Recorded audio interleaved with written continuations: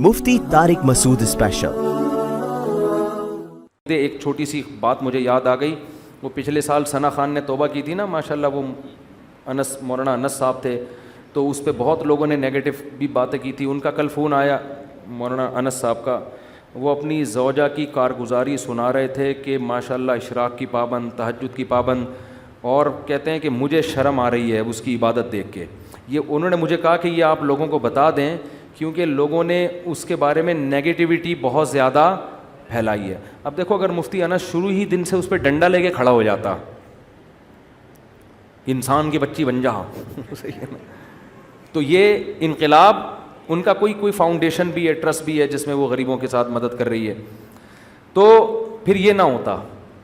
تو بہت لوگوں نے ملامت کی، اب ایک بے پردہ عورت سے شادی کر لی، اب یہ کر دیا۔ بھائی جب شادی کر لی ہے اور وہ دین کی طرف آ رہی ہے تو ایسے موقع پہ اپریشیٹ کیا جائے گا۔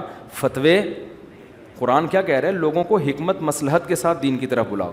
دیکھو، میں بھی داڑھی کے پر جب مجمع ہوتا ہے تو بیان کرتا ہوں، کسی بغیر داڑھی والے کو الگ سے بلا کے نہیں کہتا بھائی شرم نہیں ہے، کبیرہ گناہ ہے کبیرہ، وہ تو بدک جائے گا، بولے گا یار ان کے پاس تو بیٹھنا ہی کیا ہے صحیح ہے۔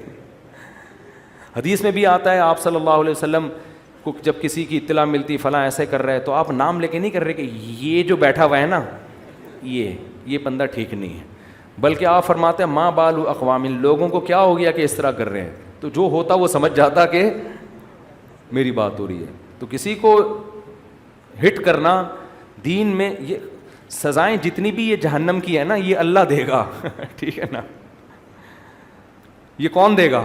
یہ اللہ دے گا، آپ کو دینے کی اجازت، آپ کا کام ہے پیغام مصلحت سے پہنچا دینا۔ اور قرآن کہہ رہے ہیں میٹھے لہجے میں بات کرو، اس سے فائدہ کیا ہوگا؟ فَإِذَا الَّذِي بَيْنَكَ وَبَيْنَهُ عَدَاوَةٌ كَأَنَّهُ وَلِيٌّ حَمِيمٌ، تمہارا دشمن بھی تمہارا گہرا دوست بن جائے گا۔ تو قرآن تو دعوت میں نرم لہجے میں، مصلحت